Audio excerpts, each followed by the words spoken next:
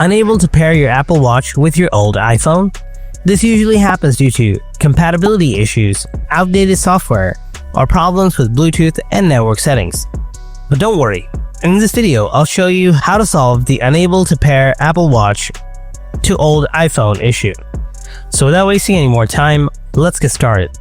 Before we start the main process, make sure that these basic things are taken care of. Make sure your Apple Watch has at least 50% battery and is connected to its charger. Your Apple Watch and iPhone need to be connected to a stable and same Wi-Fi network. Make sure Bluetooth and Wi-Fi are enabled on your iPhone. Keep your Apple Watch and iPhone close to each other during the entire update process. Solution 1.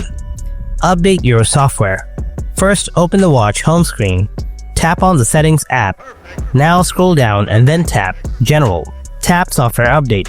If there is a new update, then download and install the update. Solution 2. Reset your Apple Watch. Open the watch home screen. Tap on the Settings app. Now scroll down and then tap General. Scroll down to the bottom. Tap Reset. Tap Erase All Content and Settings. Scroll down again. Tap Erase All. After erasing all, try to repair again.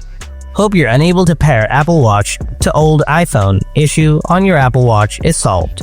Hope you found this video helpful. If you did, then drop a like, and if you have any kind of questions, then ask me in the comment section below. Thanks for watching. I'll see you in the next video. Until then, stay tuned.